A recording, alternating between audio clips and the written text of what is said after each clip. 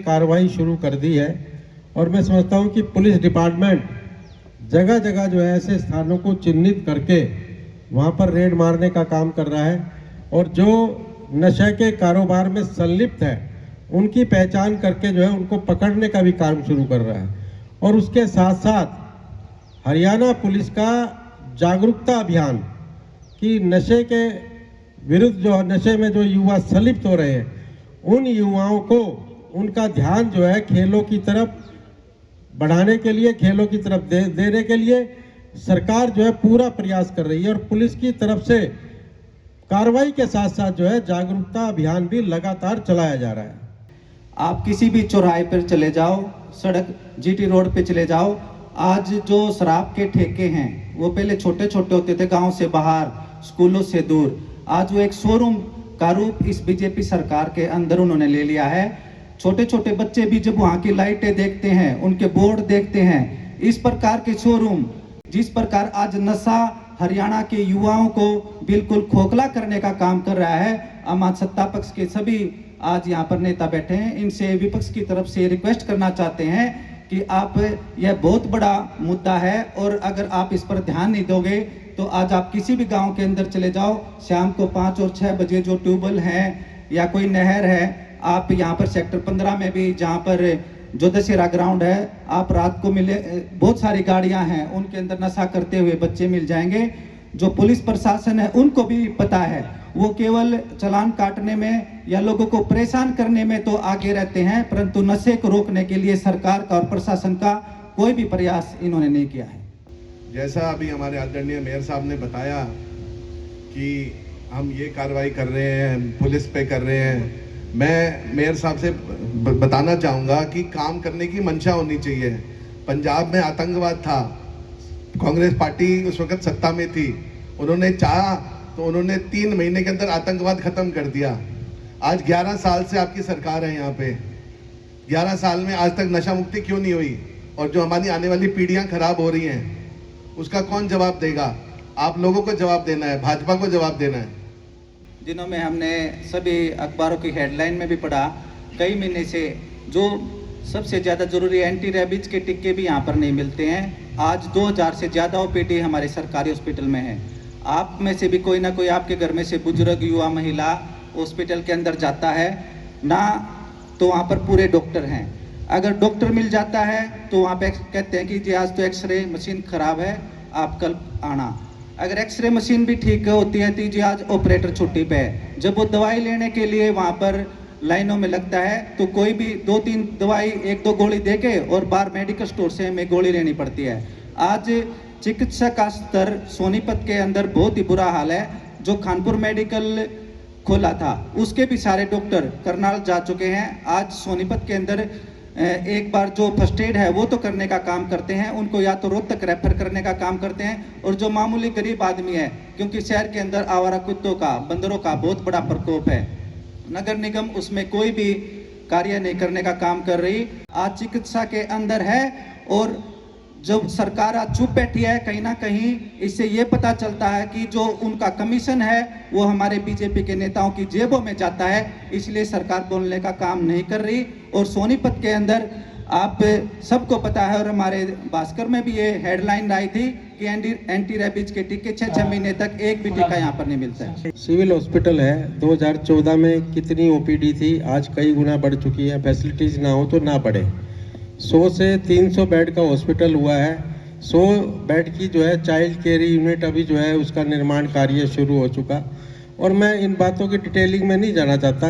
इन्होंने जिक्र किया कि कुत्तों का और बंदरों का, मैं आपको बताना चाहूँगा कि सुप्रीम कोर्ट की गाइडलाइन है कि कुत्तों की स्टरलाइजेशन करके, नसबंदी करके हमें जो है उसी लोकेशन पे छोड़ना होता है। सुप्रीम कोर्ट की गाइडलाइंस के अनुसार डी क्रश यूनिवर्सिटी के सामने नगर निगम का सेंटर चल रहा है, जिसमें लगभग जो है 3800 कुत्तों की नसबंदी जो है पिछले 2 सालों में हुई है।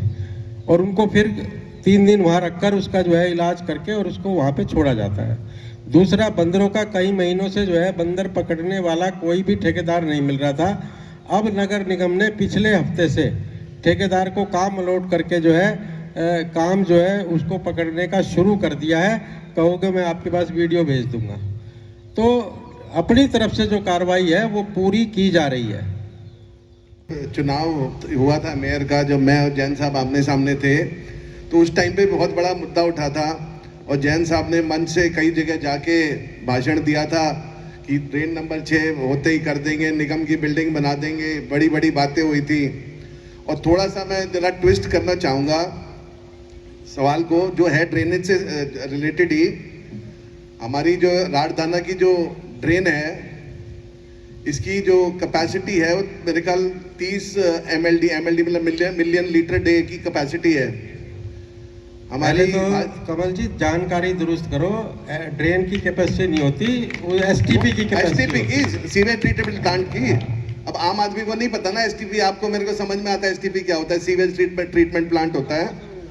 तो हमारी जो भाजपा सरकार जो है सबसे बड़ी बड़ी बातें करती, गंगा जमुना पूजनी है हमारी। मैं इस मंच के माध्यम से आपको बताना चाहूंगा, जो राजधाना ड्रेन है वो 50 मिलियन लीटर कैपेसिटी पे काम कर रही है, जो 20 मिलियन लीटर पानी रोज का जमुना में बहाया जा रहा है और जमुना को प्रदूषित किया जा रहा है। और ये हाल है जो है अपना जो जमुना रही है आज, जो प्रदूषण की बातें करते हैं, जो दिल्ली में भी जा रहा है प्रदूषण सारा सब कुछ, वो हमारे यहाँ भी सोनीपत का भी पूरा योगदान है उसके अंदर। इसमें मैं एक चीज़ कहना चाहूँगा कि ये ठीक है कि 30 MLD कैपेसिटी का था, शहर बहुत बड़ा हुआ और शहर बढ़ने के साथ साथ इसकी ज़रूरत थी। अभी हमने जो है 30 MLD का एक और नया सीवरेज ट्रीटमेंट प्लांट लगाने का 90 करोड़ रुपए का टेंडर जो है बिल्कुल फाइनल स्टेज पे है, नया वहाँ पे लगेगा। और मैं आपकी जानकारी के लिए दुरुस्त कर दूँ, एक STP जो है आपकी सरकार में ककरोई रोड पर लगा और सब जानते हैं कि वो 25 MLD कैपेसिटी का था जी, लेकिन उसका काम जो है इतना लो लेवल का काम हुआ कि आज तक वो फुल कैपेसिटी पे चल नहीं पाया। अब हमने उसको फुल कैपेसिटी पे चलाने के लिए पूरे प्रयास किए। जो हमारी लाइन जो है ककरोई रोड पर डली, उसकी क्योंकि जगह जगह उसका सीवरेज का, क्योंकि 35 फुट गहरे सीवरेज के मेन होल हैं, उनके बेस नहीं मिले। और उसके बाद जो है हमने पाइपों की CI पाइपिंग भी करवाई, लेकिन वो चलने के जो है किसी भी स्तर पे, अब बारिश ज़्यादा हुई तो फिर लाइन बैठ गई। अब हमने 6 करोड़ रुपए का नया जो है टेंडर लगाया है। इस पाइप लाइन को ककरोई रोड पे जितना पोर्शन जो है उस समय डला था वो खराब हो चुका, उसको बाईपास करके जो है सीवरेज ट्रीटमेंट प्लांट को जो ककरोई रोड का है, जो लगभग जो है 25 MLD की बजाय 12-13 की MLD कैपेसिटी पे चल रहा है, उसको हम जो है 1-1.5 महीने में फुल कैपेसिटी पर चलाएंगे। उसका जो है टेंडर हमने कर दिया है। मैं तो सबसे पहला सवाल विपक्ष से करूंगा कि इन 11 सालों में जब हम लोग लगातार फेयर सिलेक्शंस के लिए, लगातार भर्तियों के लिए, टैक्स फ्री एजुकेशन के लिए आवाज उठा रहे थे, कभी भी मुझे विपक्ष का कोई भी आदमी दिखाई नहीं दिया। और किसी को भी दिखाई दिया हो तो जरा बताना। दिखाई दी हो या ना दी। दूसरी बात, जो खर्ची पर्ची की बातें आप करते हो, आज के दिन अगर कोई MSc बच्ची PN की नौकरी करने पर विवश है, वो सरकार का फेलियर है। आप मुरथल स्कूल, जो आपका अड्डे पर स्कूल है, वहाँ पर PN जो लगी है बच्ची, वो MSc लगी है। आज इस तरह की बात करते हैं जो मेरिट के ऊपर लगते हैं, वो मेरिट पर उन बच्चों का शोषण है। और जो बात अभी दैया साहब ने करी कि भाई MSc लड़की लगी, अब सरकार जब कोई पोस्ट निकालती है तो उसकी नीति बनती है, उसमें ये तो नहीं कह सकते ना MSc बच्चा इसमें अप्लाई नहीं कर सकता, ये नियम में ही नहीं है। वो तो आदमी की अपनी मर्जी है, वो नौकरी कौन सी चॉइस से लेना चाहता है। तो ये तो एक सिस्टम है, प्रक्रिया है, वो उस प्रक्रिया में जो भी आ जाता है आ जाता है। जो खास तौर पे जो सोनीपत को 2 भागों में बांट रखे है, फ्लाईओवर की जो समस्या है उसके लिए हम बार बार निवेदन कर चुके हैं। तो मैं एक बार आदरणीय बहसी ने भी उसके लिए ट्राई किया था, मेयर साहब भी उसके लिए कई बार कोशिश करी इन्होंने भी। तो एक बार मैं दोबारा से पूछना चाहता हूँ, जो फ्लाईओवर है गोहाना रोड पे, उसके बारे में आगे सरकार की क्या प्लान है? शुक्रिया। इस नक्शे से बन जाता है, सुधरना बड़ा टेढ़ा काम हो जाए। आप नहीं पता है वो किस सरकार में पुल बना था, कैसा बना, वो गले की फांस बन गया कि नहीं बन गया वो आपने पता है। एक चीज़ मैं कहना चाहूँगा, हम उसके लिए प्रयास कर रहे हैं, क्योंकि उसमें जो है कुछ दुकानें जो है मकान टूटे हैं, उसकी वजह से जो है वो सारी प्लानिंग की जा रही है कि कैसे जो है उनको हम रिहेबिलिटेट भी करना पड़ेगा।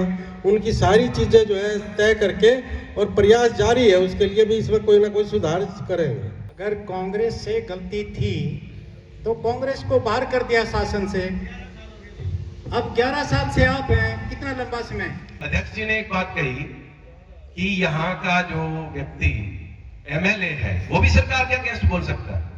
मैं सरकार के अगेंस्ट की एक बात कर रहा हूं। मैंने हॉस्पिटल नया बनाया, 28 संस्थाओं से मुझे एनओसी लेना था, 2 को छोड़ के 26 में रिश्वत देनी पड़ी। ये सच है, ये सच है। और ये नहीं है, एक मिनट सुनिए, ये नहीं है कि ये करप्शन केवल बीजेपी के राज में, ये कांग्रेस के राज में भी उतनी ही थी। मैं पिन पॉइंट नहीं कर रहा कि केवल बीजेपी के राज में है, कांग्रेस के राज में भी रिश्वत थी, अभी है। कौन सा ऑफिसर है, कौन सी टेबल है, मेरे सामने बैठिए, मैं बताऊंगा किसने कितनी रिश्वत। अब मेरे से आप ये कहिए कि लिख के दीजिए डॉक्टर बत्रा कि किस बंदे ने आपसे ये तो बड़ा अन्याय हो जाएगा। मेरे साथ 1 to 1 बात कीजिए ना, मैं पोल खोल दूंगा, सबकी बता दूंगा कैसे रिश्वत चलती है। Thank you, सुधारिए।